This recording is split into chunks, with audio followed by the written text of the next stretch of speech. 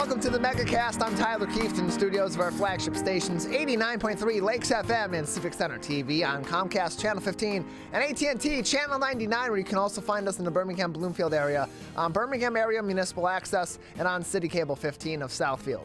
Join us live on Channel 10 in Waterford every day on the Media Network of Waterford, and live to tape on Channel 10 in Orion Township and Lake Orion on Orion Neighborhood Television, or ONTV.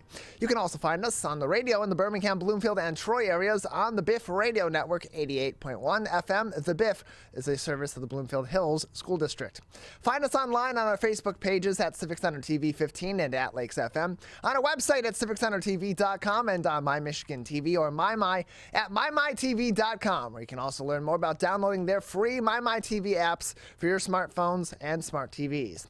All that information is on our website at civiccentertv.com/megacast, where you'll find more information on all of our stations, as well as find all of our programs on demand. Then let's head over to our news page at civiccentertv.com/local-news, where you'll find up-to-date links on information related to COVID-19 from reliable and expert resources at the Centers for Disease Control and Prevention, the Michigan Department of Health and Human Services, and the Oakland County Health Division to keep you up to date on everything you need to know about COVID-19. In addition, on our local news page, we feature articles from many journalistic outlets throughout the state of Michigan in order to keep you updated on COVID-19 and other stories making headlines throughout the Great Lakes state.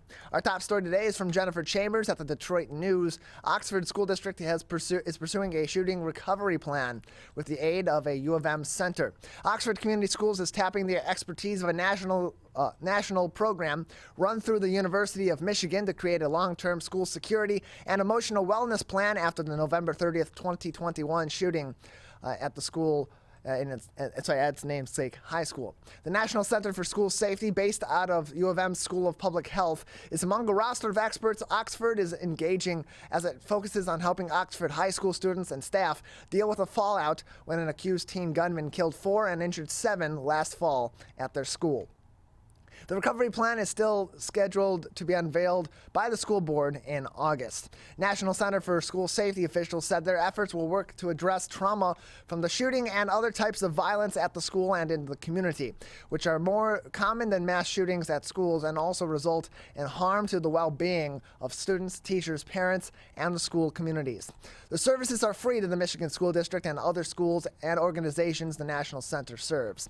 Quote, "We understand the tragedy that happened in Oxford, unfortunately, with extreme harm to the community, represents the tip of the iceberg of issues of school violence and students' social emotional well-being," said a co-investigator at NCSS and an assistant research scientist at the University of Michigan School of Public Health.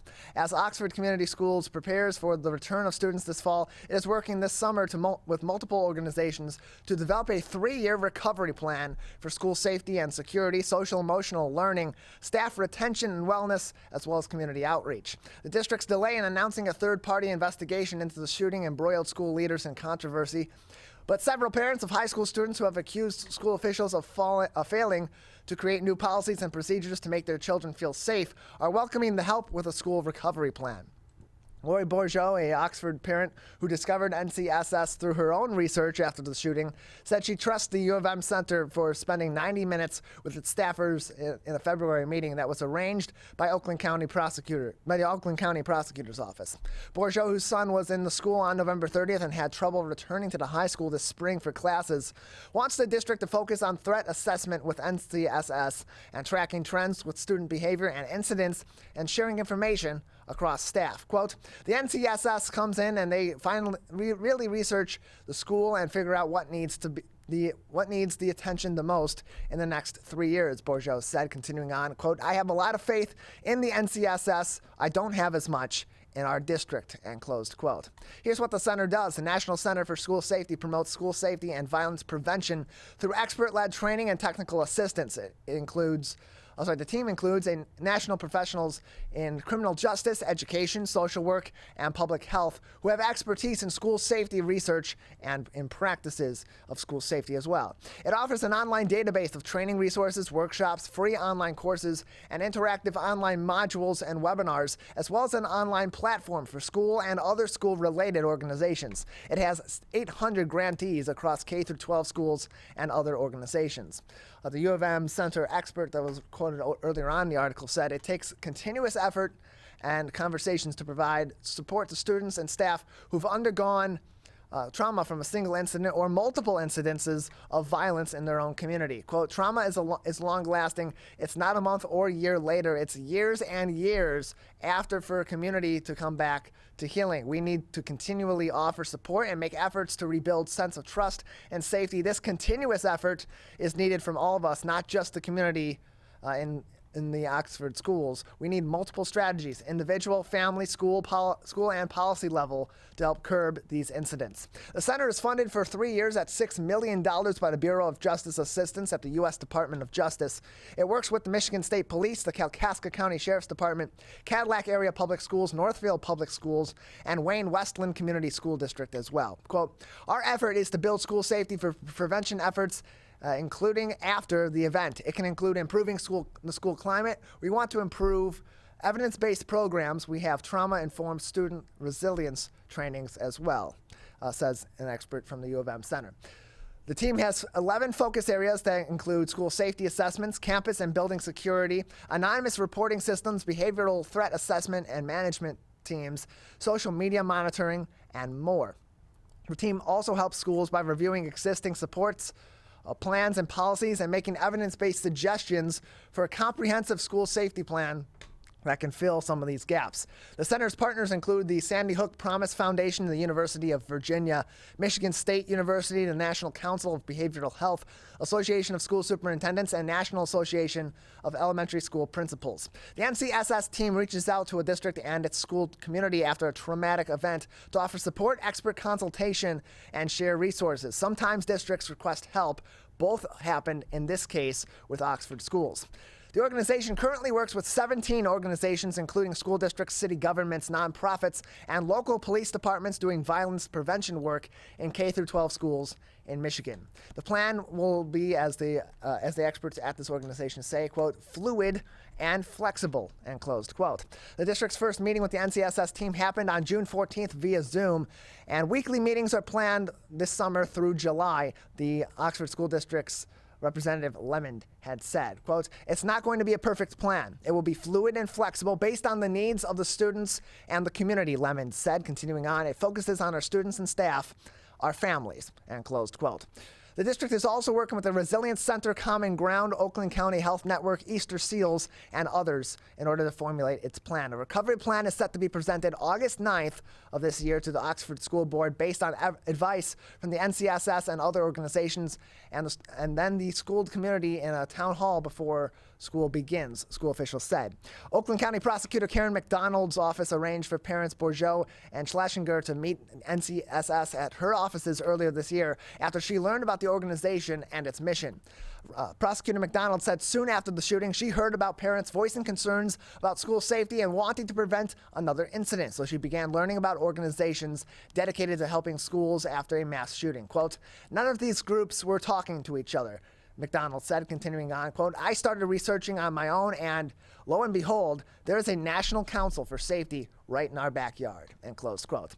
Prosecutor McDonald, whose office is leading the prosecution against the suspected gunman, now a 16-year-old, is personally trying the criminal case of involuntary manslaughter charges against his parents, James and Jennifer Crumbly. She said, like NCSS, because the group isn't political. Quote, they are researchers. Their only agenda is to help kids and keep them safe. They are ready and willing to come into these schools, and closed quote. Finally, making headlines on our website today from at civiccentertv.com/local-news from Navya Gupta of the Detroit Free Press. Metro Detroit will be reaching record high heat today, according to the National Weather Service. An excessive heat warning has been issued on Tuesday by the National Weather Service as temperatures in Metro Detroit are expected to reach a high of, get ready, 97 degrees Fahrenheit. Quote, if you have outdoor plans, be prepared for heat and stay hydrated, the agency's Detroit office tweeted earlier on today.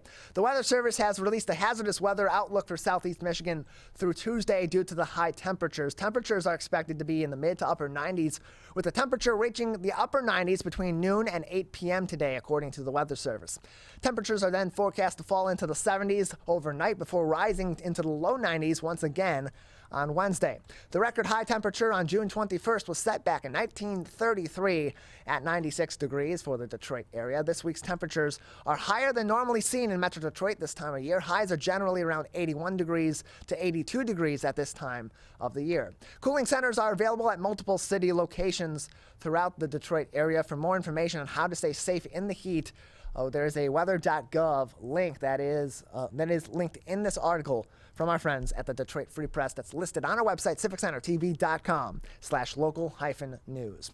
All those headlines are on our website, civiccentertv.com, as well as those helpful links to accurate and up-to-date information from the CDC, the MDHHS, and the Oakland County Health Division, all that on civiccentertv.com by clicking on our local news link. We have a great program ahead on this Tuesday edition of the Oakland County Megacast. Coming up next, we'll be joined by Jungsoo Ahn from Rising Voices, and then at the bottom of the hour, we'll enjoy a special segment from one of our Oakland County partners. That's all up next on the Oakland County Megacast. Parents do a lot of worrying. Get your kids caught up on childhood vaccines to protect them from these 14 preventable diseases, and you'll have 14 fewer things to worry about. Vaccines are safe and effective and save lives. So let's get caught up on vaccines and worry about something else. Get the facts at ivaccinate.org.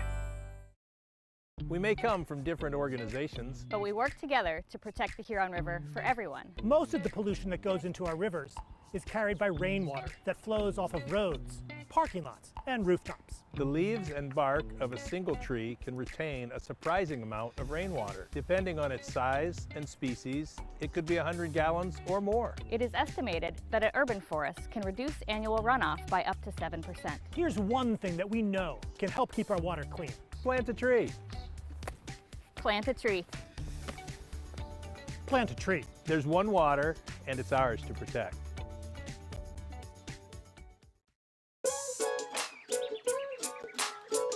One of the things you can look for in your friends is a change in behavior. These can be big changes, they can be small changes in mood, physical appearance. They may be sleeping less or sleeping more, drinking more, or their eating patterns may be different. One big change that can be pretty obvious is change in motivation. Do they no longer want to play basketball? Do they no longer want to play video games? Now that we're spending more time online and in virtual settings, it's really important to pay attention to the language that your friend is using and the words they're using to communicate. So when we text our friends, are they taking longer amounts of time to respond? Are they not responding at all? You don't have to be an expert to try to recognize these signs. The second that you feel it in your gut and that you're concerned, that's the second to have the conversation and open the door to what might be going on. Whatever gets you talking. Today, it is easier than ever to join Michigan's Organ Donor Registry and help build a bridge of hope for organ, tissue, and eye donation. Just one person can potentially save or help improve the lives of up to 75 people. By joining, your legacy could be the gift of life. Sign up today at michigan.gov/SOS or at any of the more than 145 Secretary of State self-service stations located across Michigan. Be part of Michigan's Bridge of Hope by adding your name to the Organ Donor Registry. When times get dark, we can't see the help that's all around us. When you don't know where to turn, let 211 be your guiding light.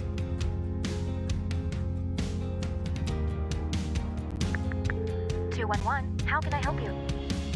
Our guides are ready to connect you with the help you need.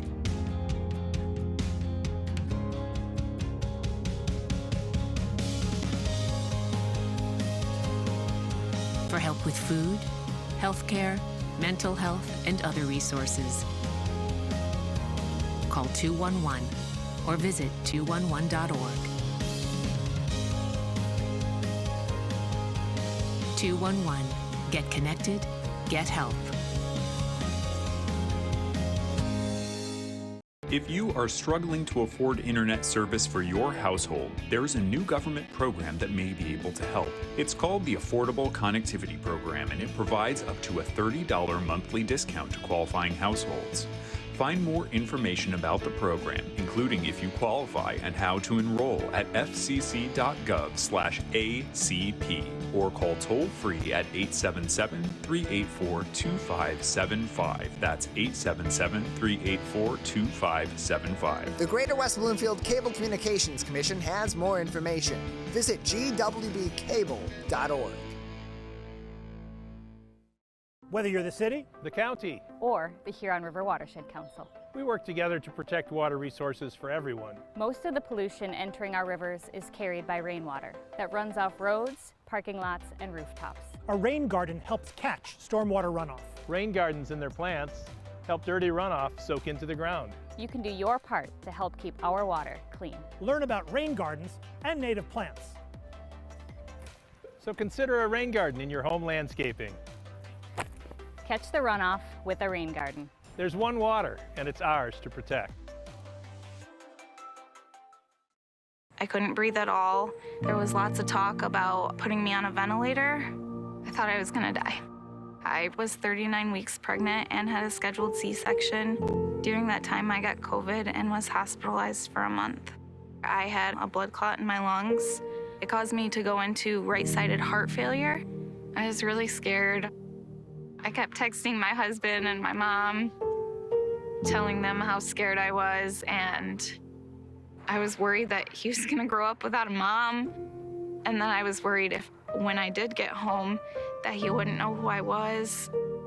You know, being 27 and a mom and a wife and having that all almost taken away from me.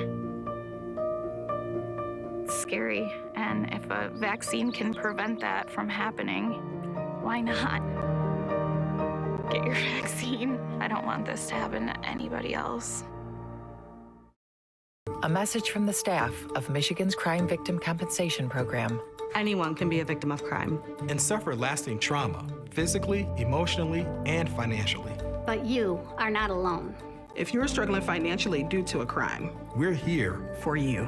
Find out if you qualify for crime victim compensation. Call 877-251-7373 or visit michigan.gov/crime-victim. A message from the Michigan Department of Health and Human Services, Division of Victim Services.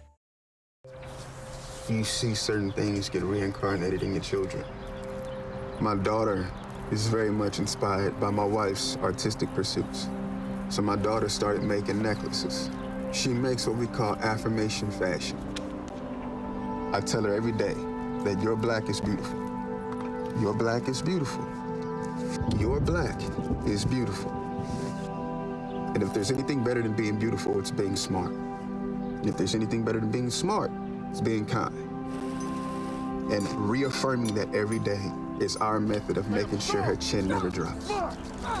My dad wasn't around, and I remember riding a bike and falling off and cutting myself, and me never just wanting to get back on it. People ask, how your children learn how to ride a bike, and you didn't. I didn't teach them. I just created an environment where they taught themselves, and all I had to do was be there.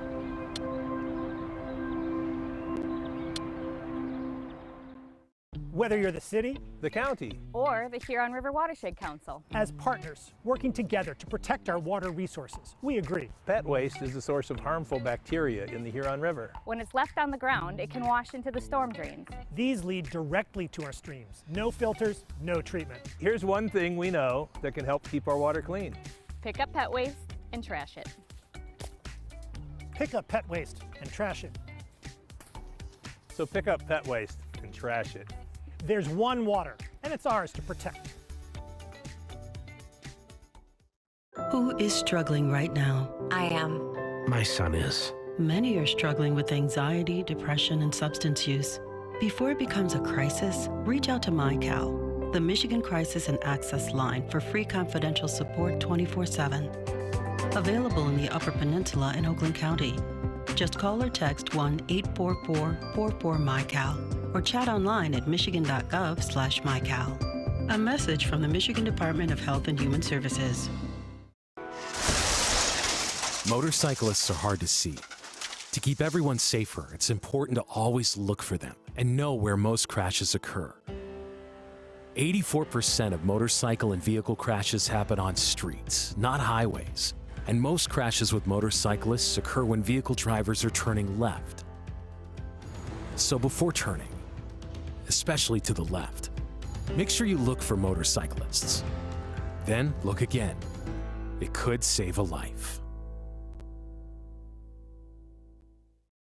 If you are struggling to afford internet service for your household, there's a new government program that may be able to help. It's called the Affordable Connectivity Program, and it provides up to a $30 monthly discount to qualifying households.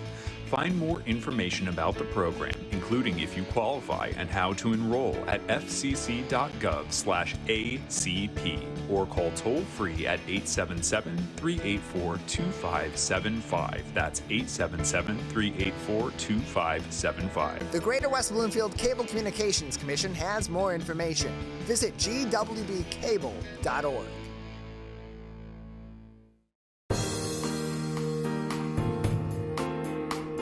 Welcome back to the Oakland County Megacast. Our apologies for the inflated delay there. We had some technical issues. I'm Tyler Kieft. To learn more about the program by visiting our website at civiccentertv.com/megacast, where you'll find more information on our entire network of stations, including My Michigan TV. Joining us now is Jungsoo Ahn, the Interim Executive Director of Rising Voices on the Oakland County Megacast. Jungsoo, thanks for joining us today. Thank you so much for having me. Appreciate having you on. So first off, you are also the Executive Director and Chief Teaching Officer at the Michigan Teacher Education Network. Can you tell us about that network and some of the work that you're doing in the education front across the state? Oh, great. So the Michigan Teacher Education Network is an offshoot of a project that I led at Teaching Works at the University of Michigan, which is a research center and an organization that is dedicated to improving the quality of teacher preparation for children in the United States. So the work that we did at the Michigan Teacher Education Network actually had to do with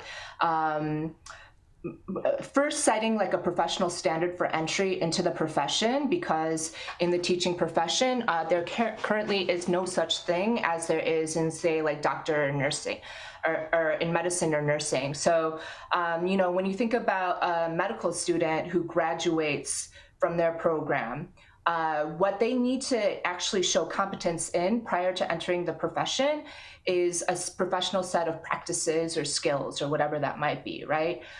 So in medicine, that might be something like, I don't know, like making sutures or like drawing blood or whatever that might be. In teaching, there's no such thing, and we really saw that as a problem, and we sought to create a professional standard of entry into the profession, but then just understanding the way that education works and the vast inequities that we see in the landscape at large, especially towards populations that have been historically marginalized over time. What we sought to do was really leverage our work in the Michigan Teacher Education Network to disrupt the patterns of inequity that we see in teaching through the preparation of teachers. And then another organization you're in a leadership position with now, you're also the Interim Executive Director at Rising Voices, and that's primarily what we have you on today's program to talk about. Can you give a background for those that haven't tuned in before? We've had previous interviews with people from your organization. Give us a little bit of an overview of the work that Rising Voices does.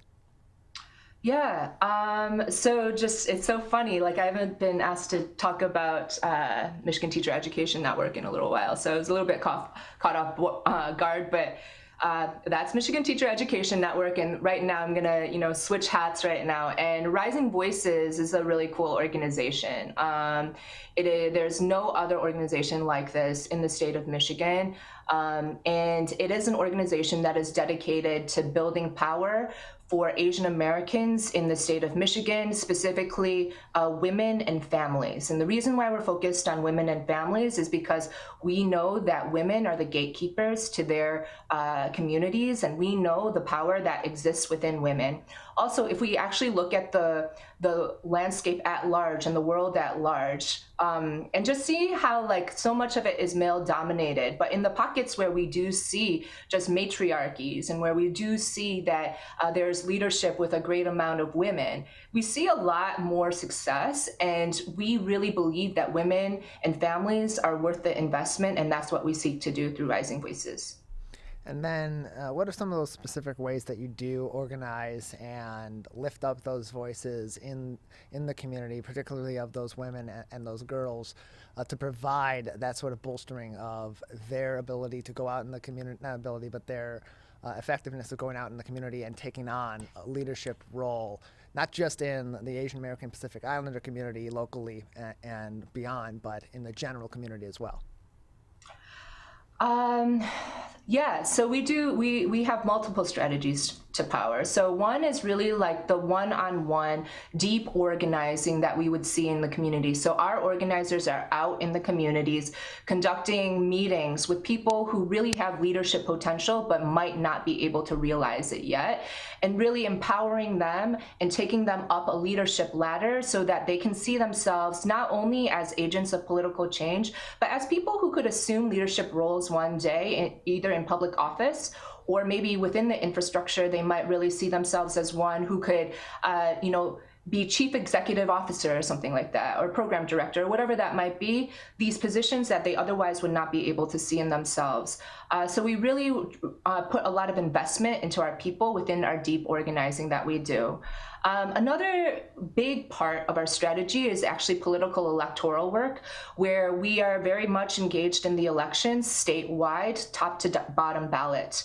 And the reason why we're invested in political electoral work is because that is one strategy toward achieving power for our community. And then other ways that we are really invested is like there are specific campaigns and issues that come out of our community that are not only about our community as Asian Americans, but these are issues that would be really good for all children or all women across the state. One of these campaigns that we're about to launch in August, actually, wow, so soon, is what we're calling just like the our Vote for Our Families campaign. And that is a campaign where we are focused on making sure that Asian American history is represented in schools. And it's not just Asian American history, but it's also Black history, Indigenous history, Chaldean history. There are a few bills in the Senate right now that could possibly be passed, but we are really going to mobilize our communities to pass them. But this campaign in itself is not just the legislative campaign, which I just described, but it's also a bottom-up campaign where we're also hoping to mobilize teachers who are actually the most important people in the system. Teachers touch more lives with more frequency than any other profession on any given day. So we want to make sure that our teachers are really honored, that our teachers are prepared to teach these things to our students, and that the teachers regain the joy that they have toward teaching through actually learning about and being able to teach about our students as they truly are in schools. So what are some of those important relationships that help to foster these sorts of efforts, particularly on the education front, to put these marginalized communities' histories into history lessons in the school environment so that our communities, especially in a state with as diverse of a population and so many different pockets throughout the state of people, to have those shared histories and those unique histories all collectively being taught in our schools? So yes, you cannot teach the histories of like every single person and the full histories of every single person, right? But I think that representation does matter. And our campaign is not just about, what histories are actually taught, but it's about the teaching that happens in front of children on any given day in schools. And because basically the landscape gets wrong at large, and I'm not saying everybody, but a lot of people, is that if we just change our curriculum, if we just change the history books, then people will actually be able to see themselves and they'll be empowered or whatever that might be. And that's right to some extent, right? But children are paying attention every single day to what adults do in front of them. So the way that children actually learn about marginalization, the way that children actually learn about racism, is through what happens in front of them and what adults are doing in front of them on any given day. So what we hope to do is not only change, the histories that are taught, but we also want to be able to make sure that there's also much more representation in terms of who the teachers are. 92% of the teachers in the state of Michigan are white, female, upper middle class to middle class, right? And so what does that signal to a child who may be, Asian American or Black American or Indigenous American? What does that signal to them in terms of who holds power, who has access to knowledge? And so that's one important facet. We want to change the teacher pipeline. The other thing that we also want to change too through this campaign is what teachers do in front of children. And what we know from teacher education and from teaching are that most teachers who enter the profession, a very, very common story is, I was a wreck in my first year of teaching. The problem is that story means that you were a wreck in your first year of teaching, and you are learning on the job on children who might be learning how to read for the first time or learning how to do addition for the first time, right? So we want to be able to make basically bound what we're doing in the profession so that story is no longer the case. And while we're making sure that story is not the case, to make sure that we're disrupting the patterns of inequity that happen in front of children on any given day through the teaching that happens in front of them. We're joined by Jungsoo Ahn, the Interim Executive Director of Rising Voices, joining us on the Oakland County Megacast. More information can be found on their organization's website, risingvoicesaaf.org. That's risingvoicesaaf.org for more information and resources from Rising Voices. And Jungsoo, as we talk about the influence that kids, that adult behavior has on children, one that's really unfortunate and quite disturbing over the last several years during the COVID-19 pandemic has been the rise in anti-Asian rhetoric out in the community, certainly in hate crimes directed at the Asian American Pacific Islander community in relation to the COVID-19 pandemic, as well as so many other incidents of violence against communities of color and other marginalized communities throughout the U.S., including here locally in the Detroit area. And that brings us back to an unfortunate anniversary, the 40th anniversary of the murder of Vincent Chin in the Detroit area, who, just for context for those tuning in, was a local man that was at his bachelor party and then was brutally attacked outside by two auto workers simply because of his ethnicity. They were angry about the rising power of auto companies in Japan and attacked him brutally, and days later he had died as a result of those injuries. Can you speak to the legacy of the murder of Vincent Chin and how that speaks to where we're at now in terms of that hate rhetoric that's out in the community, but also how that incident and these other incidences have had an impact on civil rights activism within the Asian American Pacific Islander community? Yes. So we're just coming off of, a weekend of commemoration of Vincent Chin's life and death, which is probably the most kind of pronounced hate crime that happened toward Asian Americans in history, other than the Atlanta shootings. I think that what we're really seeing right now after 40 years from his death, is that not much has changed, And the question is why has that been? And a lot of it, I think we really need to actually start looking a lot more closely at so that these same things don't happen 40 years from now. What we see in the media currently is that there's a lot of rhetoric and a lot of messaging around AAPIs, around hate and harm. And we know that this is an issue and it's been amplified in the news, right?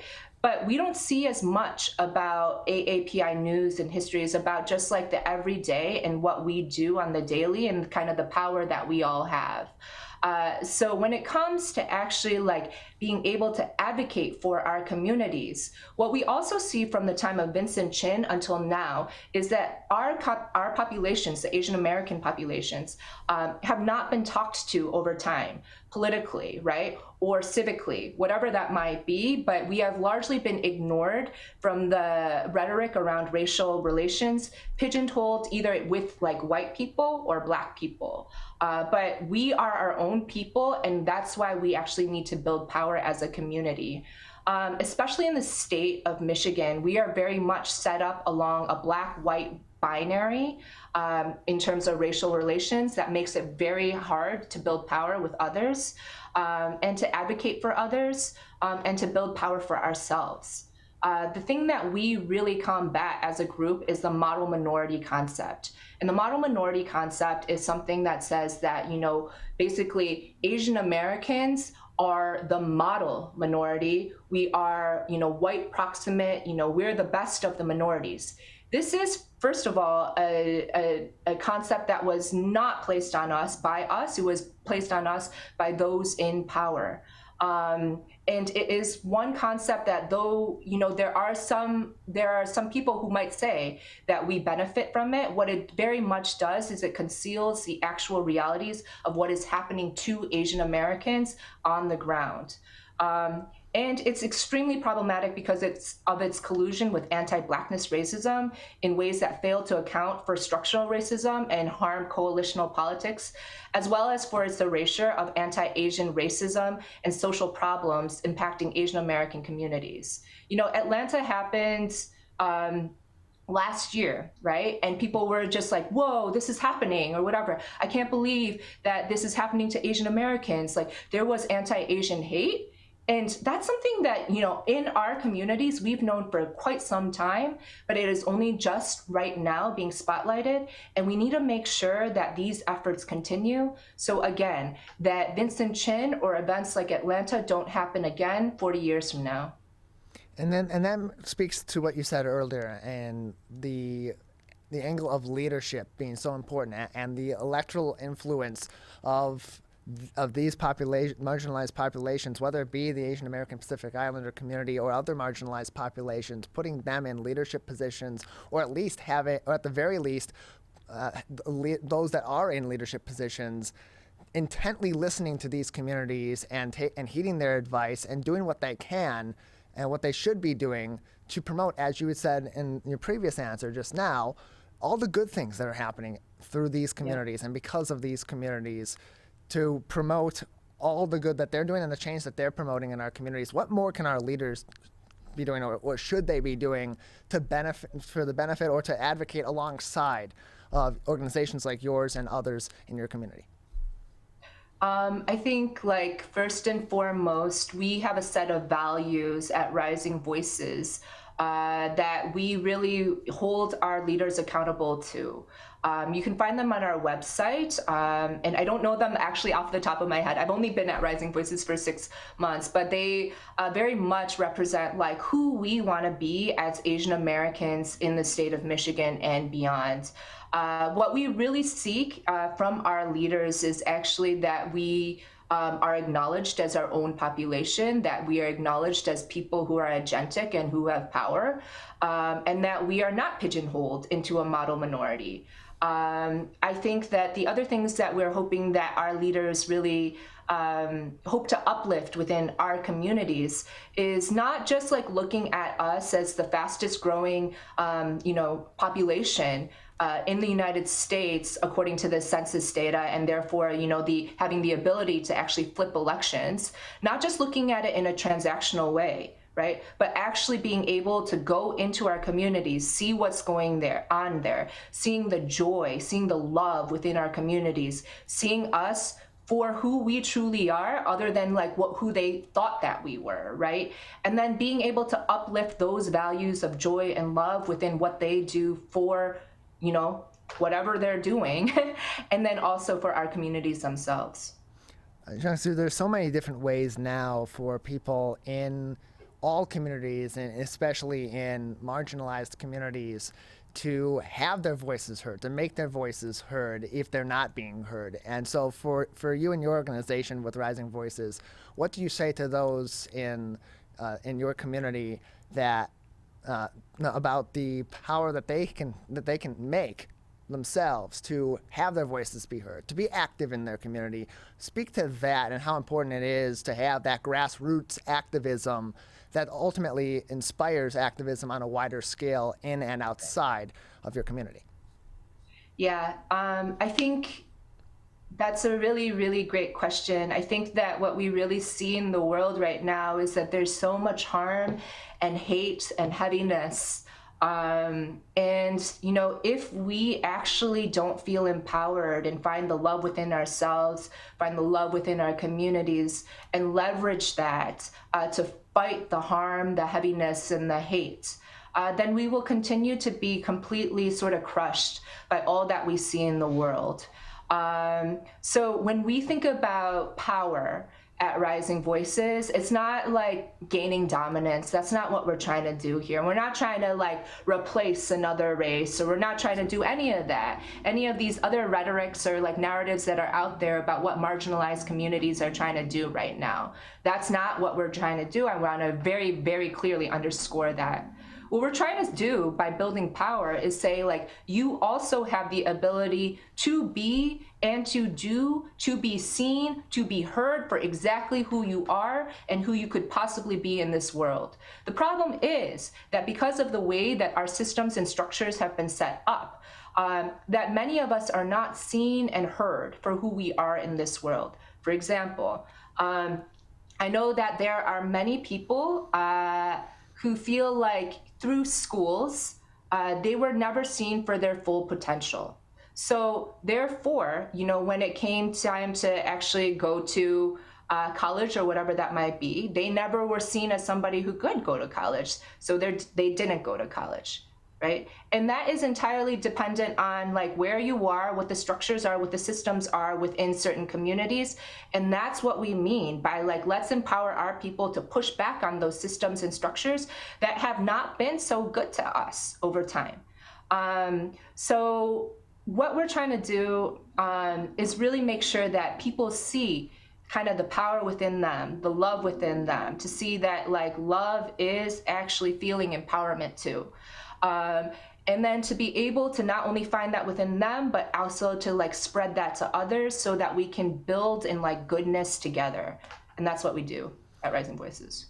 We're joined by Jungsoo Ahn, who is the interim executive director of Rising Voices, joining us on the Megacast. More information can be found on their website, risingvoicesaaf.org. That's risingvoicesaaf.org. And Jungsoo did mention earlier that they do have a link that gives in detail the values of their organization and their goals as well. That can be found by going to their website at risingvoicesaaf.org and scrolling over the Our Work section at the top of the page and then clicking on values. And you can learn more about everything the organization is doing and what they are advocating for. On their website, once again, risingvoicesaaf.org. Jungsoo, just another few minutes with you before we'll say goodbye. Anything else that we haven't touched on today that would be important for our audience to keep in consideration at this time in terms of the goals of your organization, the work that you're doing in the community locally and across the state at this time? I think that, you know, Michigan Asian Americans do have a pretty different experience than Asian Americans on the coast because of the sprawl and the geography of the state in itself. And so we are in like a really, really cool spot right now because there's a lot of attention on Asian Americans right now. And I think that for us, we need to seize on this opportunity and not let this go. And so even though it is hard because you have to drive to like Grand Rapids to do like a field canvas shift or whatever that might be, or, you know, you have to drive like 2 hours to go from, I don't know, there's a lot of driving pretty much.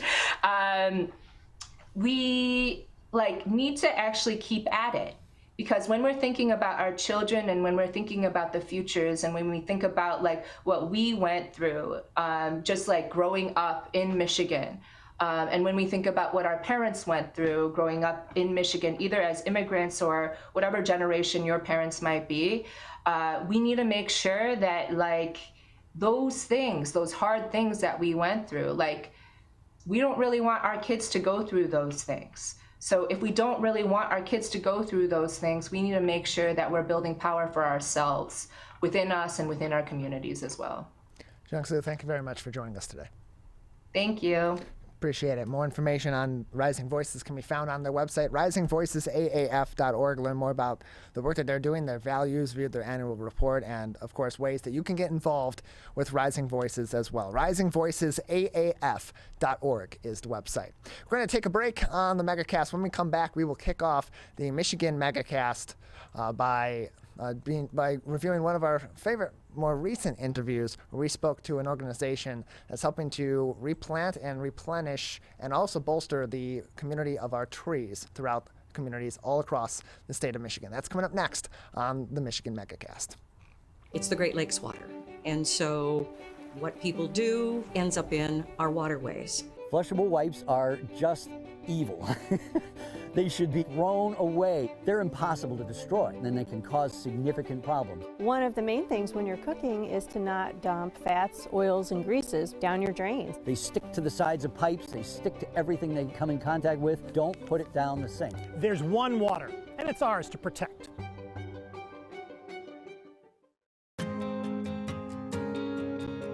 When times get dark,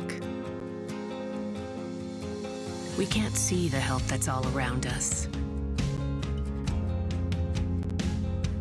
When you don't know where to turn, let 211 be your guiding light.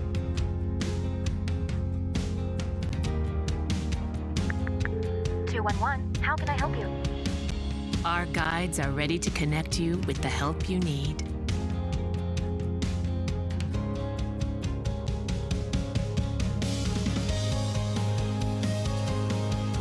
For help with food, healthcare, mental health, and other resources.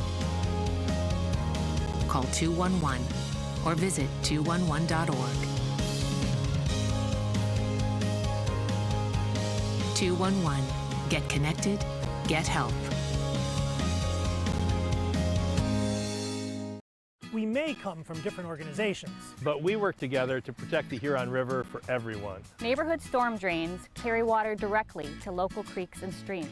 No filters, no treatment. Storm drains also help reduce street flooding when it rains. So clearing storm drains and the areas nearby of trash and leaves helps keep them for rain only. It is easy to do your part by adopting a storm drain. Find a storm drain, check it, and clear it every month. So keep storm drains for rain only. There's one water, and it's ours to protect. If you are struggling to afford internet service for your household, there is a new government program that may be able to help. It's called the Affordable Connectivity Program, and it provides up to a $30 monthly discount to qualifying households. Find more information about the program, including if you qualify and how to enroll at fcc.gov/ACP or call toll-free at 877-384-2575. That's 877-384-2575. The Greater West Bloomfield Cable Communications Commission has more information. Visit gwbcable.org. We as Michiganders feel connected to this resource in a way that I think is really powerful. Conservation starts with a caring, committed community. For me, it's peaceful to have a relationship with the river. Every single one of us has a role to make sure that those waterways stay safe and healthy, being careful about what goes down the storm drain. Just even eliminating some of your single-use plastic makes a difference. There's one water, and it's ours to protect.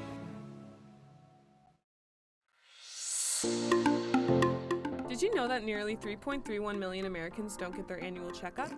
Going to the doctor regularly is extremely important and is a crucial factor in maintaining good health. Make sure you are visiting your local doctor often and telling them about any health concerns you have. For more information, contact your local healthcare provider. This message is brought to you by WBHS Digital Media Arts Program and 89.3 Lakes FM.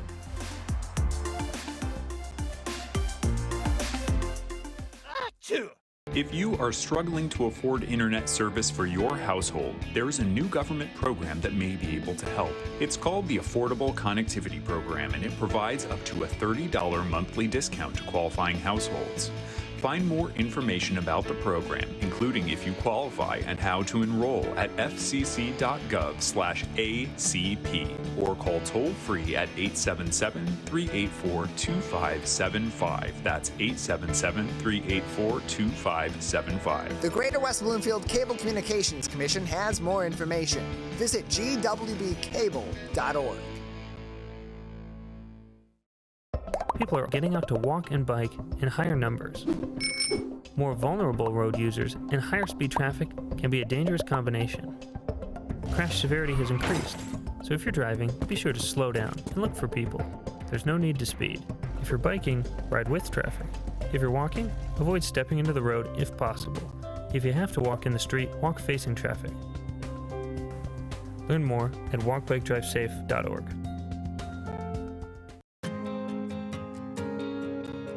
When times get dark, we can't see the help that's all around us.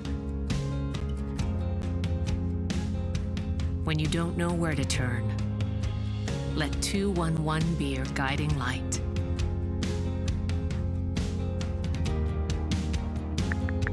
211, how can I help you? Our guides are ready to connect you with the help you need.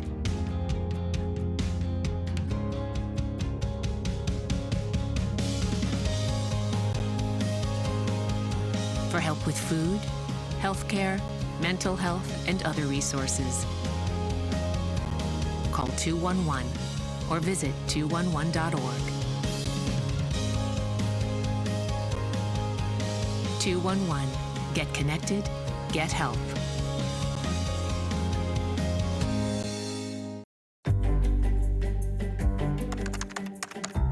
Parents do a lot of worrying. Get your kids caught up on childhood vaccines to protect them from these 14 preventable diseases, and you'll have 14 fewer things to worry about. Vaccines are safe and effective and save lives. So let's get caught up on vaccines and worry about something else. Get the facts at ivaccinate.org. We may come from different organizations, but we work together to protect the Huron River for everyone. Most of the pollution that goes into our rivers is carried by rainwater that flows off of roads, parking lots, and rooftops. The leaves and bark of a single tree can retain a surprising amount of rainwater. Depending on its size and species, it could be 100 gallons or more. It is estimated that an urban forest can reduce annual runoff by up to 7%. Here's one thing that we know can help keep our water clean. Plant a tree. Plant a tree. Plant a tree. There's one water, and it's ours to protect.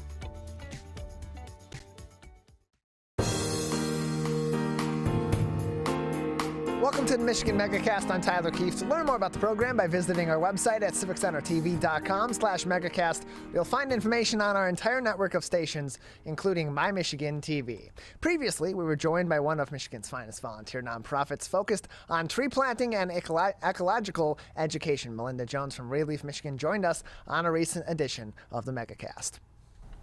Thank you for having me. Appreciate having you on. So first off, can you just give us a little bit of background information on Relief Michigan and the services that it provides here in the state of Michigan? Certainly. Relief Michigan is a nonprofit educational tree organization. We're statewide, and our mission is we work with communities throughout the upper and lower peninsulas to plant trees on public property with volunteers. Our mission is to educate residents on the proper way to select, plant, and maintain the trees. So ideally, once they have an opportunity to do an in-person planting, a hands-on planting, that they'll become comfortable and go to their local nursery, buy a tree, plant it on their private property, thus increasing the overall tree canopy throughout the state. We're joined by Melinda Jones, the Executive Director of Relief Michigan, on the Oakland County Megacast. How did you end up with the organization? What is your background and what led you to becoming the Executive Director of Relief Michigan? Well, this is actually a second career. However, I've been involved since the inception in 1988. Everyone involved with Relief Michigan, as far as our project foresters and our planting staff, are all degreed and or ISA certified arborists. And so my background is in forestry from Michigan State University. And when the program came our way back in 1988, we were part of another organization, a statewide professional organization. And so I became involved and it spun off and I became the executive director. And I feel obviously very passionate about what we do, which is working with residents and communities to restore the urban tree canopies as well as rural. I mean, we work all over. So Melinda, as we look at different cities in Michigan, especially those smaller towns that more people have been flocking to as they've left the cities or as people are moving into Michigan from other places across the union and across the world, because Michigan's just such a great place to live, we see more development. And when we see more development, that often comes at the expense of the natural environmental features in these communities, and often that's going to be trees. And so how much of a need is there in the state of Michigan to be planting new trees to maintain the ecological nature and the ecological systems really across the board in the Great Lakes state? Well, a recent U.S. Forest Service study has shown that the U.S. overall is losing 36 million acres of trees per year. And Michigan ranks in the top 23 of the states that are losing trees. And most of that is due to urban development, insects, disease, old age, that sort of thing. When we first got started in 1988, 1 out of every 4 trees being removed were being replaced. And unfortunately, that's still the case today.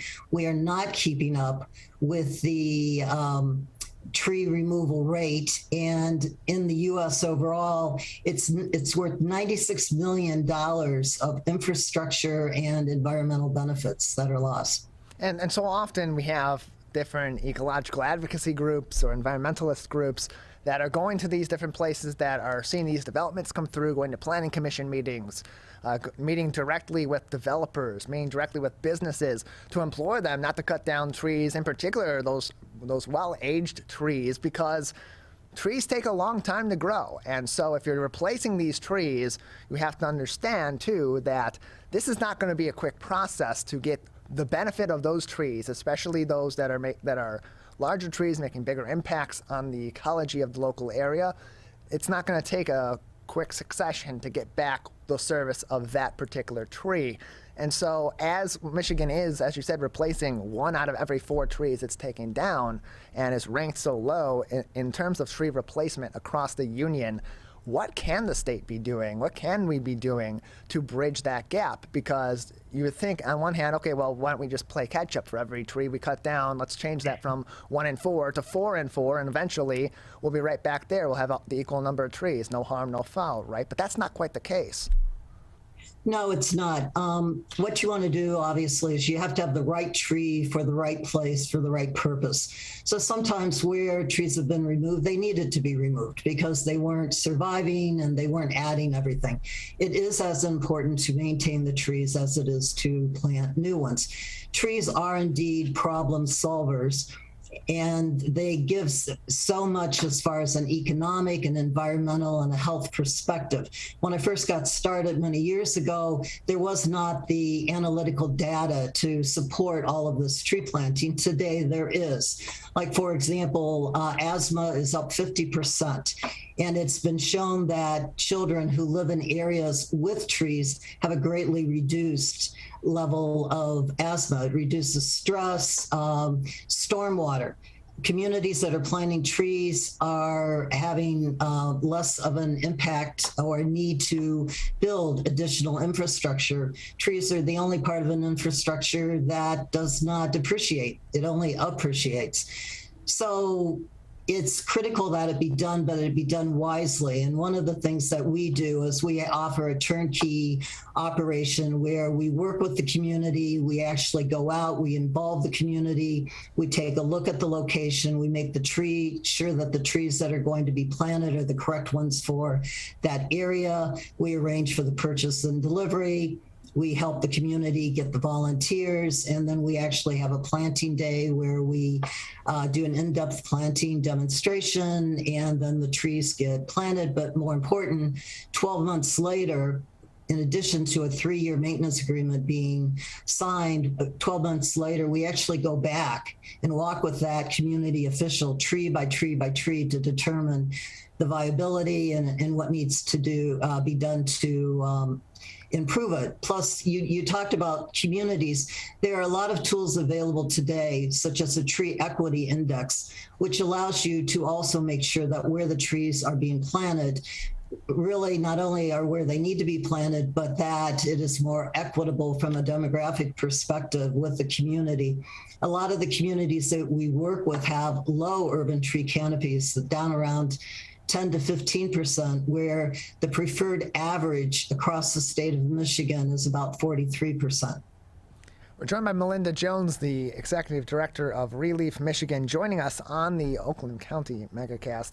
More information can be found on reliefmichigan.org. That's reliefmichigan.org for more information on their services and how you can get involved with Relief Michigan, a 501c3 nonprofit organization. And so as much as we talk about replacing trees that we are cutting down for our own development and for the benefit of our own communities, so to speak, we also need to consider that trees are living things. Trees die, and that also has an impact that also has a residual impact on the impact that our cutting down of trees and trees then dying in a unnatural manner, so to speak.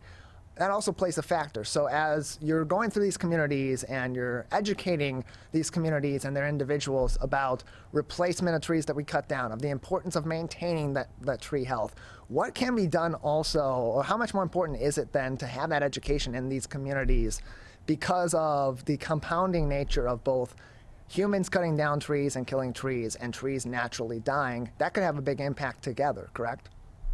Oh, absolutely. And education is absolutely critical. One of the services that we do provide are homeowner presentations and presentations to community professionals.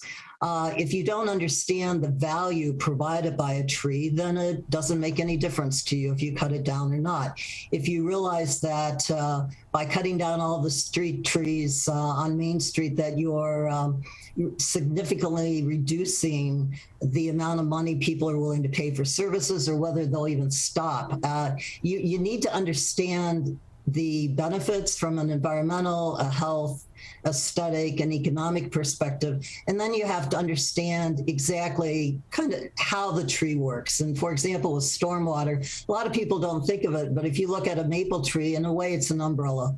And so if we get a downpour, it slows down the transfer of water to the ground. It reduces flooding, so it doesn't overload the sewer systems, that sort of thing. So we thoroughly enjoy going out and talking about the value of trees and the need to, again, properly replace them.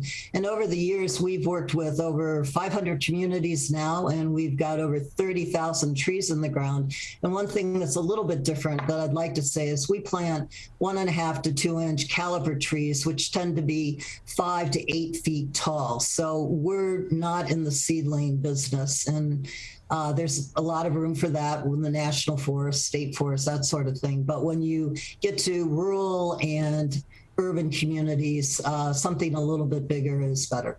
So what determines what size of the tree you're planting in a certain area? Because like you said, you're not in the business of planting trees from the seedling, from the time that they're a seedling, because as we mentioned earlier, that's going to take a lot of time to develop. These other trees are somewhat developed already and can provide a greater impact immediately. So how does that determination be made? Because one community is going to be different than another community, even if they're neighboring each other and are generally in the same area.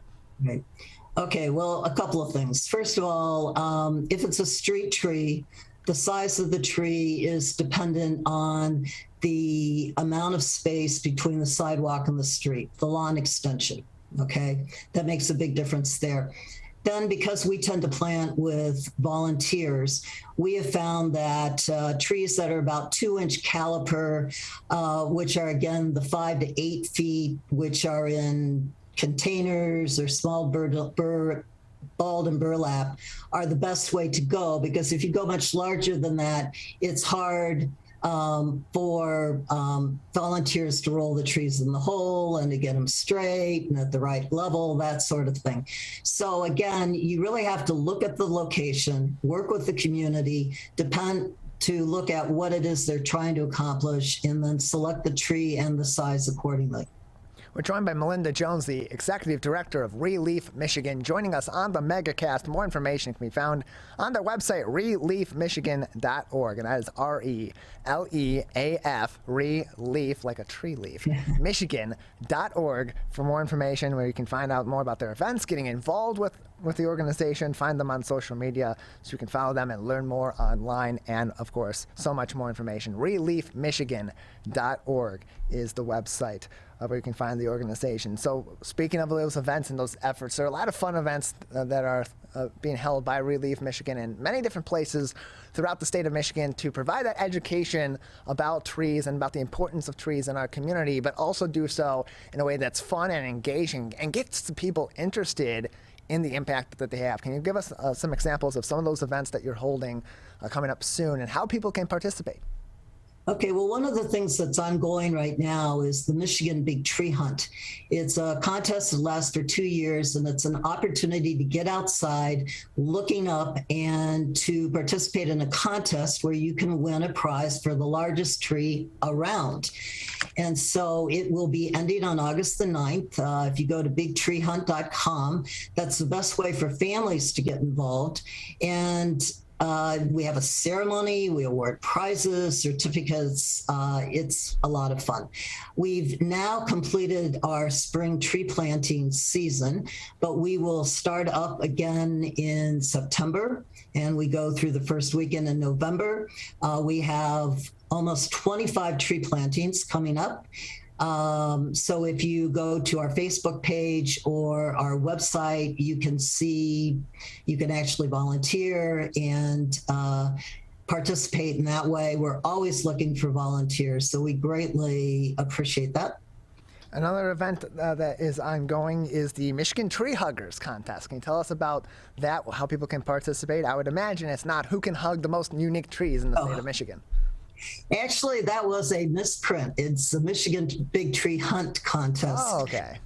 So I thought that was kind of cute, Michigan Big Tree Huggers. But no, it's the Big Tree Hunt that I just spoke about, where it's very popular with families, children, and retirees, believe it or not, because the largest tree could be in your backyard. It could be down the street in a local park. It's very easy to nominate your tree. And again, what we do is we award prizes, but we also look for new state champions. And if we have new state champions or potential state champions, we pass them on to the state organization, who then perhaps, if they're large enough, passes them on to the National Tree Register out of Washington, D.C. Michigan at one time had 90-some state champions, and now we're down to maybe 3 or 4. So we're really looking for people to get out there and help us regain our status. So what we need is more trees and more champions for trees. That's what you're saying, Melinda. That is correct. Yes, we really do. Now is a very, very critical time given the environment and all that. So we need people to ideally donate. We need people to volunteer. We need people to become more educated. And you can do that by following our Facebook, Twitter, that sort of thing, Instagram page, to see what we've got going on. And we're always available, a phone call away. Melinda, beyond the local educational opportunities and tree planting opportunities, what other sort of volunteer opportunities are there for people that would like to support your organization and get involved with this nonprofit? Well, let's see. We need people to be involved with the Michigan Big Tree Hunt. And then we're always looking for people. Sometimes if people, we'll be at Royal Oak, Arts, Beats and Eats. We need people who are willing to help us out there. That's where some of our money comes. Our need is greater than the amount of money that we have. We get a lot of requests that we just can't handle. So we look to do fundraisers, and sometimes that's easier. And we're always looking for people with administrative skills, technical skills, whatever.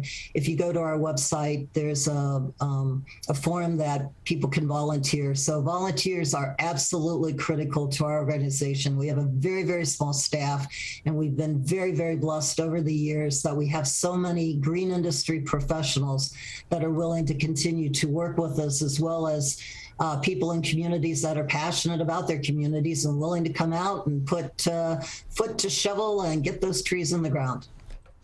We thank Melinda for joining us on the recent edition of the Megacast. You can view this interview and find more information on Relief Michigan by visiting our website, civiccentertv.com, clicking on our Megacast link, and you can find her interview. And then, of course, Relief Michigan can be found at reliefmichigan.org. Let's take a break. When we come back, we'll revisit an interview I did recently with the Ruth Ellis Center, one of Share Detroit's over 300 now charities and nonprofits supported on their platform. That's up next. You're watching and listening to the Michigan Megacast. One of the things you can look for in your friends is a change in behavior. These can be big changes, they can be small changes in mood, physical appearance. They may be sleeping less or sleeping more, drinking more, or their eating patterns may be different. One big change that can be pretty obvious is change in motivation. Do they no longer want to play basketball? Do they no longer want to play video games? Now that we're spending more time online and in virtual settings, it's really important to pay attention to the language that your friend is using and the words they're using to communicate. So when we text our friends, are they taking longer amounts of time to respond? Are they not responding at all? You don't have to be an expert to try to recognize these signs. The second that you feel it in your gut and that you're concerned, that's the second to have the conversation and open the door to what might be going on. Whatever gets you talking. Today, it is easier than ever to join Michigan's Organ Donor Registry and help build a bridge of hope for organ, tissue, and eye donation. Just one person can potentially save or help improve the lives of up to 75 people. By joining, your legacy could be the gift of life. Sign up today at michigan.gov/SOS or at any of the more than 145 Secretary of State self-service stations located across Michigan. Be part of Michigan's Bridge of Hope by adding your name to the Organ Donor Registry. When times get dark, we can't see the help that's all around us. When you don't know where to turn, let 211 be your guiding light.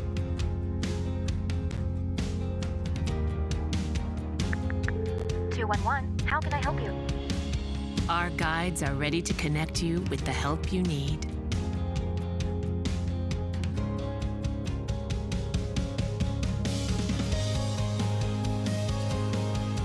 For help with food, healthcare, mental health, and other resources. Call 211 or visit 211.org. 211. Get connected, get help. If you are struggling to afford internet service for your household, there's a new government program that may be able to help. It's called the Affordable Connectivity Program, and it provides up to a $30 monthly discount to qualifying households. Find more information about the program, including if you qualify and how to enroll at fcc.gov/ACP or call toll-free at 877-384-2575. That's 877-384-2575. The Greater West Bloomfield Cable Communications Commission has more information. Visit gwbcable.org. Whether you're the city, the county, or the Huron River Watershed Council, we work together to protect water resources for everyone. Most of the pollution entering our rivers is carried by rainwater that runs off roads, parking lots, and rooftops. A rain garden helps catch stormwater runoff. Rain gardens and their plants help dirty runoff soak into the ground. You can do your part to help keep our water clean. Learn about rain gardens and native plants. So consider a rain garden in your home landscaping. Catch the runoff with a rain garden. There's one water, and it's ours to protect.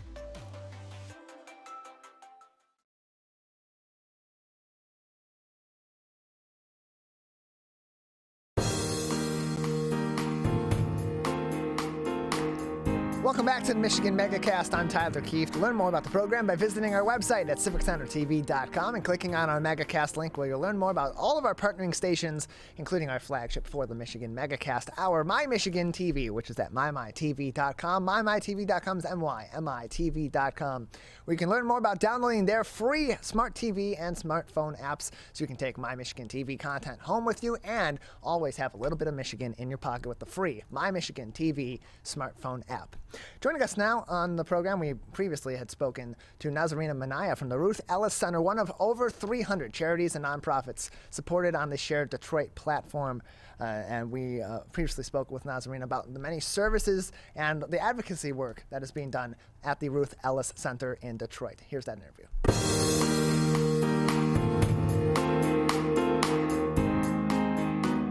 Joining us now is Nazarena Manaya, the Senior Development Associate at the Ruth Ellis Center, a Share Detroit supported charity and nonprofit, one of 299 charities and nonprofits in the Metro Detroit area, supported on the Share Detroit platform from the Ruth Ellis Center, which has established a national reputation for quality and trauma-informed services for LGBTQ youth in the state of Michigan. Thank you for joining us on the program.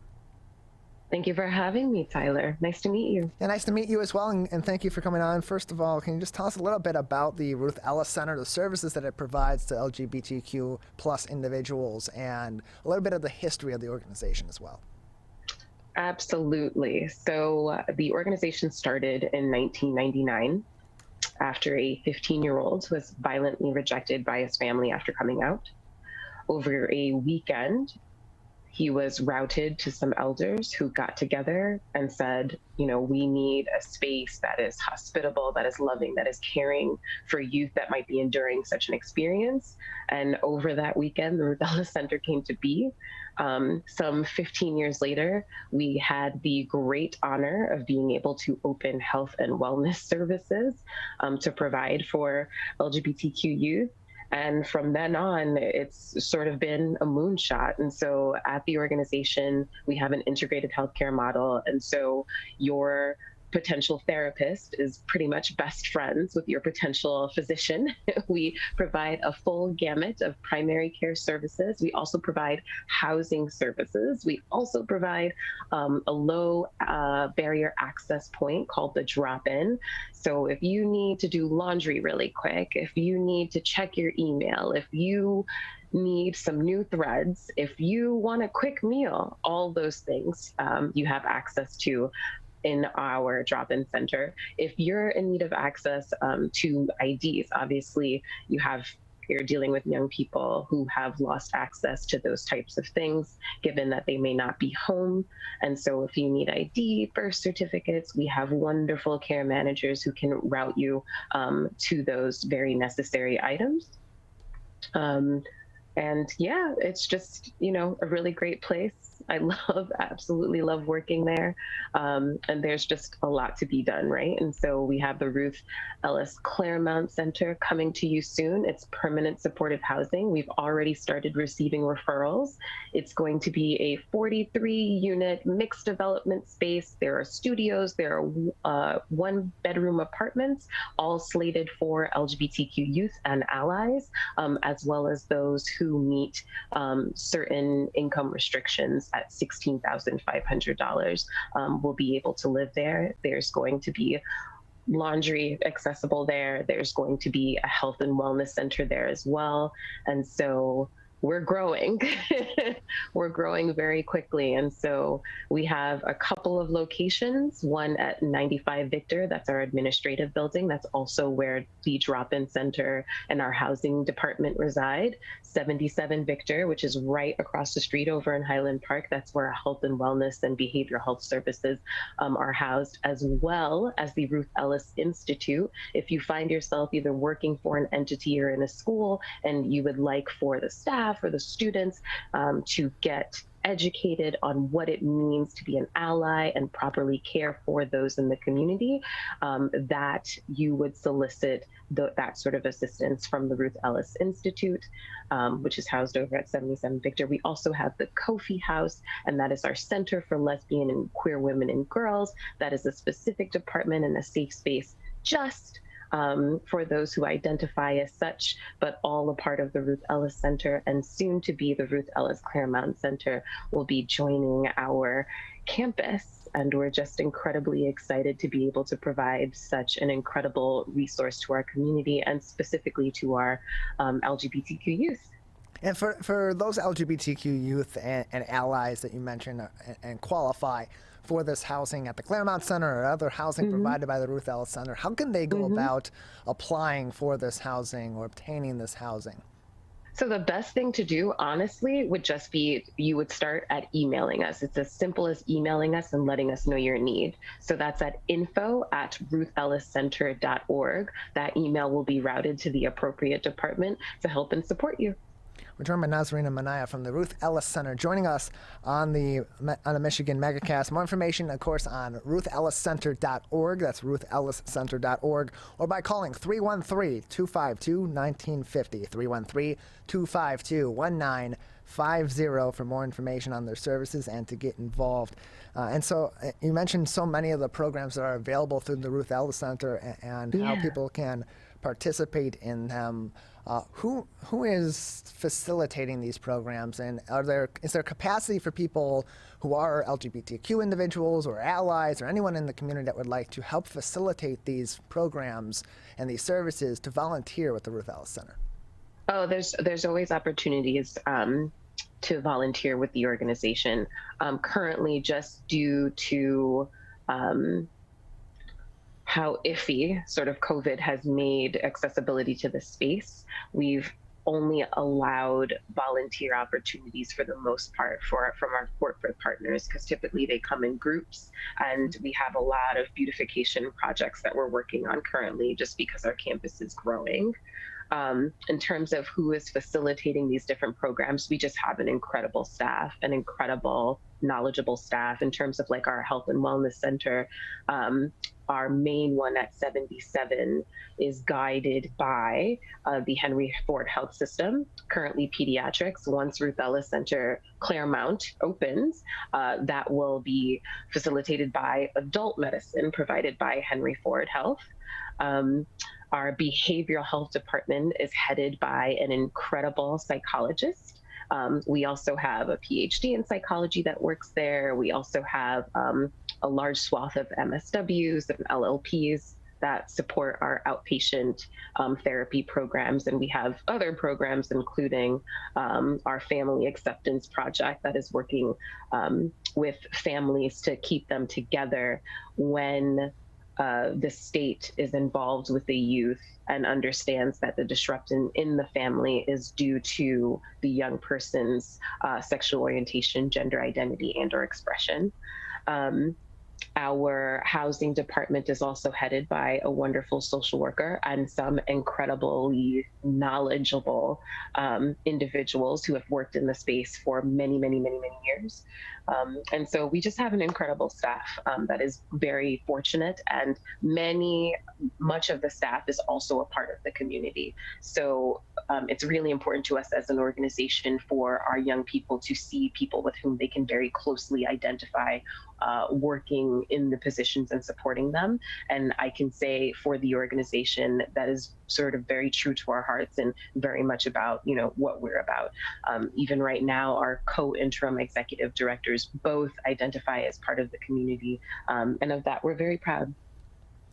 More information can be found on ruthelliscenter.org. That's ruthelliscenter.org. And that point is so important, to have people in the community that are providing these services, because they know how important these services are, and they know, more importantly, beyond just the general importance of providing these services to those in the LGBTQ community, especially the LGBTQ plus youth, they know how stigmatized and how preventative these services are in the general community as well. And so speak to the importance of that in the services that are provided by the Ruth Ellis Center, particularly for trans youth, because so many medical services, especially psychological services, and especially in the times that we're in, are refusing to care for these individuals despite their oath to care for all individuals, regardless of their backgrounds.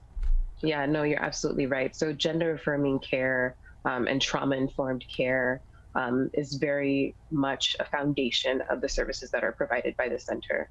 When we're talking about trans youth specifically, just given the large swath of legislation that has come out across the country, really singling out these young people. I remember I was reading a report not that long ago that, there was a ban, on a transgendered girl who, was wanting to play sports, and literally, it was literally just the one child that was going to be impacted by this law, which was just so, you can't even understand how dehumanizing that is to hear, for other children who identify as such. And so understanding really sort of the constant attacks of not just LGBTQ children, like in general, but also non-binary and especially trans youth, it's understanding the world that we live in, and which is why we provide the services that we provide. I'm not saying that every child is going to be rejected, and that's not the experience of 100% of the children that we and the young people that we deal with, but it is a very real part of the experiences that a lot of the young people have had.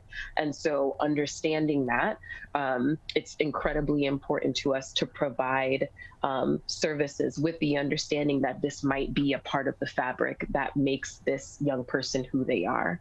And gender affirming care, it's just so essential. And some people think, this is literally just something for trans youth, but all of us are doing gender affirming things every day, right? Like I just did my eyelashes. And that's just because I wanted to feel pretty. Everyone should be allowed to have the opportunity to feel pretty and to feel like 100% of who they are. And it's really, gender affirming care is about respect. It's about respect and meeting someone where they are. And it is foundational to not just the care that you'll receive in the health and wellness center. It's not just the care that your therapist is going to give you and your doctor, but literally everyone you encounter at the center, and anyone who identifies with the center, people who support us, just know that is the care. Those are the kinds of communications. Those are the kinds of encounters you're going to have with people in the space. We live to affirm. We live to affirm young people, no matter how they identify. We live to affirm our community, and not just people within the LGBTQ community, but everyone who comes into contact with us. It's essential. We're living in really, really different times. And it's just really important to understand that, there are sort of layers to the trauma that we've all been enduring. We've all sort of been enduring this collective trauma of a pandemic. And then with the recent mass shootings, it's just so important for us to be kind to one another. And that's what gender affirming care is all about, and trauma informed care. It's just understanding the world that we live in and how someone's experience, though it might differ from yours, there are ways to approach people that you might identify differently than, in ways that make them feel like you are seeing them 100% and holistically. And that's what the center is all about. It is very much our foundation. It is very much about, the principles of how and why we do the work that we do. And I thank you so much for bringing that up, because it's just so important to address, especially now. It's a matter of recognizing and respecting people's humanity. And that's so incredibly important. And unfortunately, and disturbingly, it seems to be something that so many people don't want to have the capacity to take on themselves and support in our communities. Now, Serena, before we let you go, we have just another minute left with you. I want to give you an opportunity to speak on some of the events that are coming up through the Ruth Ellis Center that will help to support these efforts. Absolutely. And so for the entire month of June, we have our virtual walk. It was, born from the pandemic. We just wanted people to have an opportunity to get out there while feeling safely and just sort of proudly affirming the LGBTQ community, and particularly LGBTQ youth.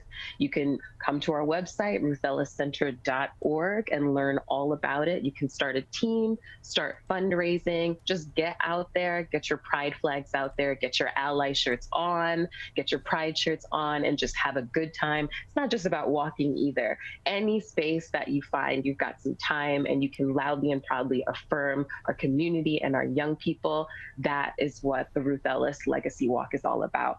And then to kick off Pride further, on Friday, June 3rd, we have Catfight for the Crown. It's an amazing, completely over-the-top, risque drag show we're super proud of. Doors open at 5:30. It's until 11. You can go to ruthelliscenter.org also, check out our events, and you can purchase tickets. There's going to be food. There's going to be glamour. There's going to be a ton of fun, some beautiful individuals, some incredible talents. It's going to be a good time. Masking is optional. We absolutely want you to feel safe if you attend. It's going to be at the Fillmore Detroit, and that's on Friday, June 3rd. And then just check out our social media. We're on Facebook, we're on Twitter, we're on Instagram, Ruth Ellis Center. We've got more in store. Pride is basically our first holiday season, if you will, and we're just super excited to be able to affirm our community and enjoy the presence of one another as the summer begins. Thank you, Serena, for joining us on the program. Of course, you can learn more information about the Ruth Ellis Center by visiting their website, which is ruthelliscenter.org. And of course, you can also find them, as well as over 300 other charities and nonprofits, on Share Detroit's website, sharedetroit.org.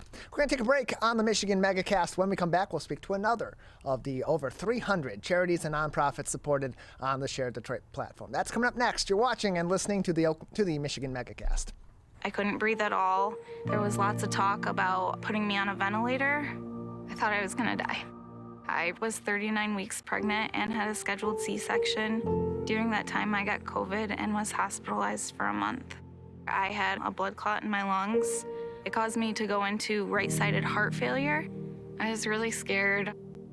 I kept texting my husband and my mom, telling them how scared I was, and I was worried that he was gonna grow up without a mom. And then I was worried if, when I did get home, that he wouldn't know who I was.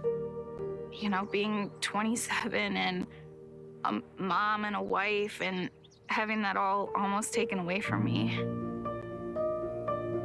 It's scary. And if a vaccine can prevent that from happening, why not? Get your vaccine. I don't want this to happen to anybody else. A message from the staff of Michigan's Crime Victim Compensation Program. Anyone can be a victim of crime and suffer lasting trauma, physically, emotionally, and financially. But you are not alone. If you're struggling financially due to a crime, we're here for you. Find out if you qualify for crime victim compensation. Call 877-251-7373 or visit michigan.gov/crime victim. A message from the Michigan Department of Health and Human Services, Division of Victim Services. You see certain things get reincarnated in your children. My daughter is very much inspired by my wife's artistic pursuits. So my daughter started making necklaces. She makes what we call affirmation fashion. I tell her every day that your black is beautiful. Your black is beautiful. Your black is beautiful. And if there's anything better than being beautiful, it's being smart. And if there's anything better than being smart, it's being kind. And reaffirming that every day is our method of making sure her chin never drops. My dad wasn't around, and I remember riding a bike and falling off and cutting myself, and me never just wanted to get back on it. People ask, how your children learn how to ride a bike, and you didn't. I didn't teach them. I just created an environment where they taught themselves, and all I had to do was be there.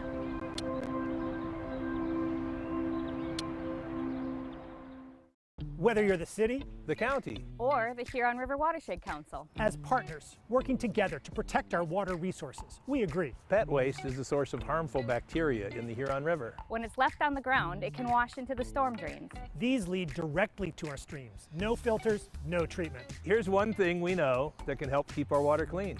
Pick up pet waste and trash it. Pick up pet waste and trash it. So pick up pet waste and trash it.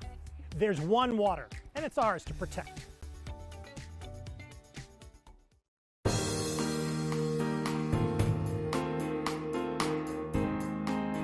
Welcome back to the Michigan Megacast. I'm Tyler Kieft. Learn more about the program by visiting our website at civiccentertv.com/megacast, where you'll find more information on our entire network of stations, including My Michigan TV. Joining us now on the program on the Michigan Megacast is Debra Ehrmann, Vice President, and María Acosta Ahmad, Healing and Community Justice Coordinator at Centro Multicultural La Familia, one of 300 charities and nonprofits supported on the Share Detroit platform. Thank you both for being with us today. Thank you. Thank you very much. Sarah will be joining us in a couple of minutes here. Yeah, no worries. So, Debra, let's start with you. First off, for those that may not be familiar with your organization, tell us about the services and the mission of Centro Multicultural La Familia. Well, Centro Multicultural La Familia was actually started in 1985, which was called Centro by the Oakland County Health Department that wanted to provide services to our Hispanic community in a culturally competent and linguistic way of doing services.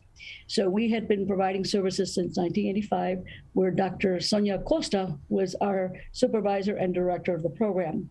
In 2007, we decided to separate providing additional services to our communities, and we're known as Centro Multicultural La Familia. The service of the organization is to provide, again, culturally a holistic approach in servicing our community. Our mission is a very simple mission, and it's simply to provide, it's a nonprofit organization that provides services in a holistic and culturally competent way. That is, that anyone can come to us and we can provide services. So we're greatly honored to be here today on your show to share all the information that we can. And I have with me Sarah Ahmad. And so, just continue with you just a moment, Debra. Can you elaborate on what some of those services are that are provided? Because there's a number of them that are provided by your organization. I'm going to let Sarah do that. One of the things that we do here at Centro is we team up, and we want the seniors to work with the staff here, and we'd like to give them an equal opportunity to speak on our behalf as well. Absolutely. Hi, Tyler. Yes, like Debra said, we are giving you an intergenerational approach to what we do at Centro.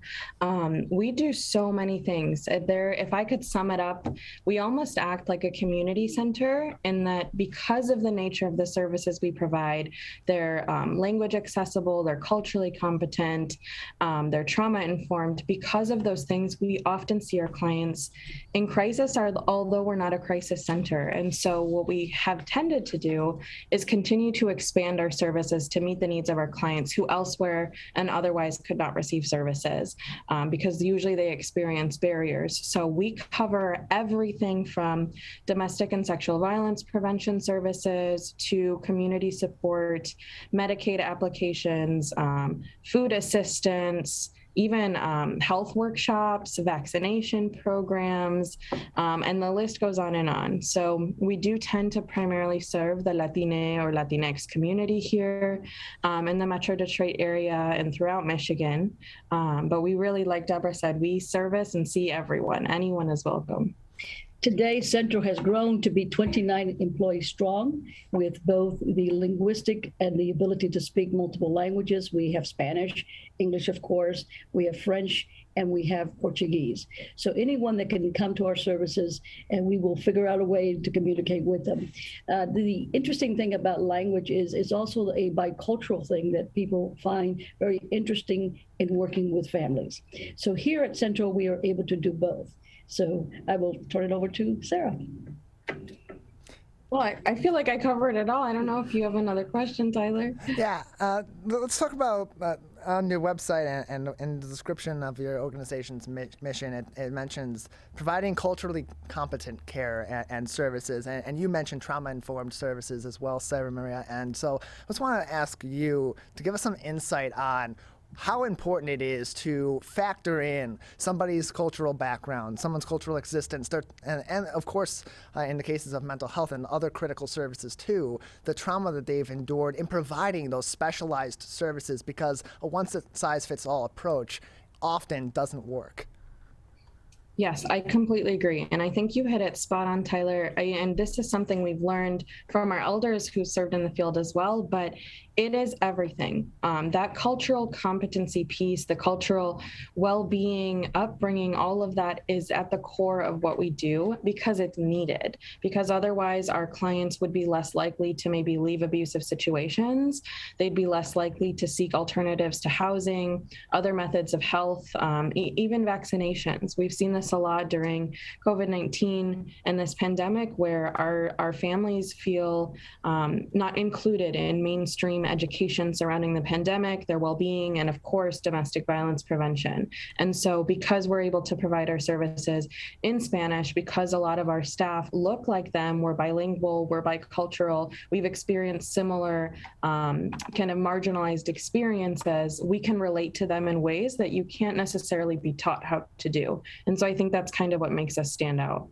There's so many great services that are provided by your organization, and all of those can, of course, be found at centralmulticultural.org or by visiting sharedetroit.org and going to there, find a nonprofit link and searching Centro Multicultural La Familia, and you'll be able to navigate to the website. But for those that would like to go through the process of seeking some of these services that your organization provides, Debra, how can individuals or families, as you mentioned previously, go about accessing these services?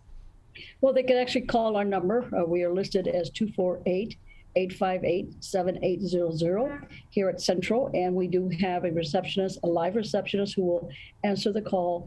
We have it in English and Spanish, so if anyone calls that does not speak English, we can service them by having them a connection right away. Again, we're located in Central Multicultural is located in Pontiac at 35 West Huron. We're on the corner of Huron and Wayne Street in Pontiac. We're in Suite 100. We're in a tall 10-story building called the Riker. It's right on the corner, and we're on the first floor. And we are marked with a logo here on the front of the office space so people can see where we're at. And what about walk-in services? Are those also provided for those that may not have access to a telephone or the internet? Yes, they can walk in. Our hours are from 9 to 5, Monday through Thursday. On Friday, we're 9 to 3 o'clock. Recently, your organization completed a community mural. Sarah Maria, can you tell us about that community mural, the significance of that for those that your organization serves, and what went into completing that mural? Yes, I love talking about this mural. So just last summer, we completed our first inaugural social justice street art camp with local youth to Pontiac, Black and Brown youth, LGBTQIA+ youth, and we kind of teamed together to figure out what they wanted to envision in their city. So, Pontiac is often kind of cast in the shadow of Detroit. We're really not. We're coming out of it. We're breaking through, and being able to paint a beautiful mural with native plants, with social justice street art signs representing marginalized communities and social justice activism was really, really important for the youth to experience. It was entirely designed by them and our team, and we're hoping to kind of continue on this tradition of mural making every summer throughout Pontiac until more people kind of start to come see us and celebrate with us and honor the deep histories that Pontiac has. We're joined by two individuals from Centro Multicultural La Familia, which is one of over 300 charities and nonprofits supported on the Share Detroit platform. Today we're joined by their Vice President, Debra Ehrmann, as well as their Healing and Community Justice Coordinator, María Acosta Ahmad, on the Michigan Megacast. More information can be found on their website. The website is centralmulticultural.org. Again, centralmulticultural.org. You can call them at 248-858-7800, 248-858-7800. In addition to providing these services to the community, you're also providing communication and a voice to these communities as well, and in a multicultural sense and a culturally competent sense as well through your program, Radio Central Multicultural. Can you tell us more about that program, how people can get involved, and what are some of the programs that people can hear on your radio station? Well, the radio station has been very successful. We have Luis Mayeta is our host, and it's been a fabulous. We are actually going to celebrate on July 4th. We're celebrating our 2nd year of radio hosting.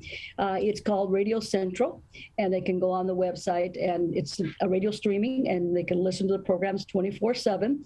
In the morning, it's Spanish, and it has different subject matters and topics that we discuss with our community to advise them and also to make them understand some of the laws that are faced in our country, but also more importantly, some of the services that we provide, also some of the healing techniques that we have. Sara May has been an instrument when it comes to helping our community understand not just the cultural component piece, but also the food dietary. We have a lot of holistic approaches in what we do, and we're very honored to have her and other guests that come and talk about their programs. We have Casa Art, which is a foundation that does the cultural dancing, and they speak, and they have a program that they do with us to talk about some of the leaders and some of the community people that are involved in working with the community. The radio itself has been very successful. We've had our first viewing. We had a few numbers. Now on a monthly basis, we're reaching up to 56,000 listeners daily. In the afternoon, for example, we have the English program. So there are programs that are done in English to help our community understand also. So it's a completely what I consider 24/7 service that people can sign on and listen while they're working, while they're gardening, while they're meditating. If they want to hear some soft music, we have all kinds of music from all over the world. We did a Mother's Day program on May 10th. You know that in Latin American countries, many of the celebrations of Mother's Day is on that day. And we were actually contacted from China and Switzerland to wish their mother a happy Mother's Day. So the connection that we're doing right now is just not locally, it's also doing it throughout the United States and 13 foreign countries. So it's a phenomenal radio. We were very grateful to have Luis Viñeta with us, who in fact has been instrumental in making it grow.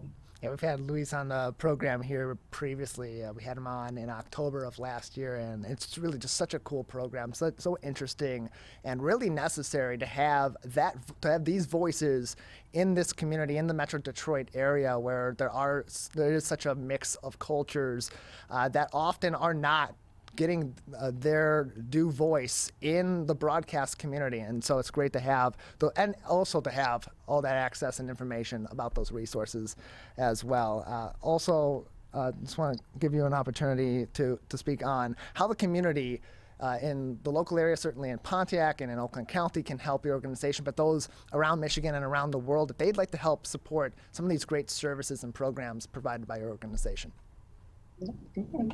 Well, you can surely contact us through the web. We have Facebook, we have Instagram. We're now getting into TikTok, but we're working on that. We have an incredible social media person, so you just contact us by the website, by calling us, by Instagram, as well as Facebook, and we will respond to your questions, and we will be more than glad to give you assistance on how to connect with us. The website, centralmulticultural.org. That's centralmulticultural.org. You can call them 248-858-7800, 248-858-7800, or visit them in Pontiac at 35 West Huron Street, Suite 100. Their hours then being Monday through Thursday, 9 a.m.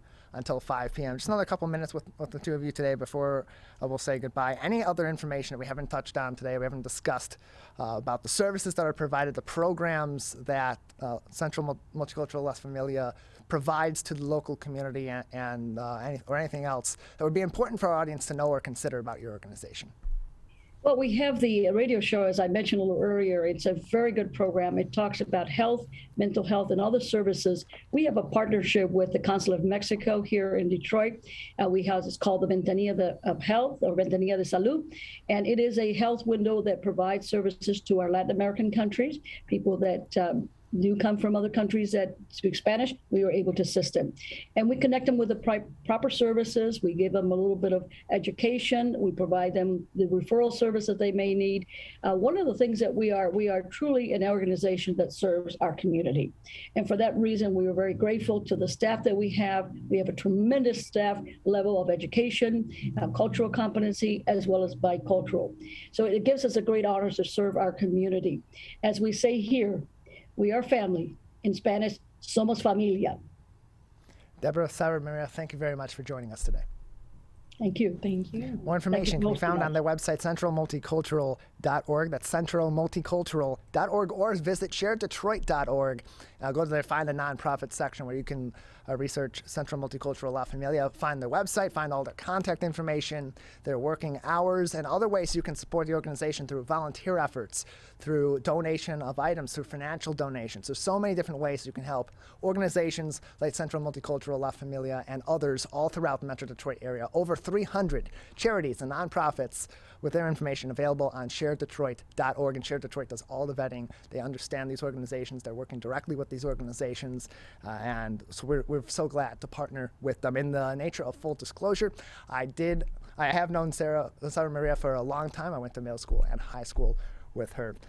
And so this is in the spirit of transparency. Just going to let the audience know that as we wrap up today's edition of the Megacast. That is going to do it for this Tuesday edition of the Oakland County and Michigan Megacasts. Of course, you can find all the interviews from today's edition of the program by visiting our website at civiccentertv.com and clicking on our Megacast link. There you'll find links to each and every one of our partnering stations as well, all throughout Oakland County and across the state of Michigan, to keep up to date on what they do in the other 22 hours of the day that they're not either joining us live or live to tape on the Oakland County and or the Michigan Megacast. In addition, on that page, you'll find all of our full episodes and each individual interview on demand. Sometime mid to late afternoon, those are posted on our website. Again, civiccentertv.com/Megacast. We also highly encourage you to visit our local news page. At the top of that page, we have links to the Centers for Disease Control, the Michigan Department of Health and Human Services, and the Oakland County Health Division's COVID-19 specific web pages so that you can stay up to date on all the information you need to know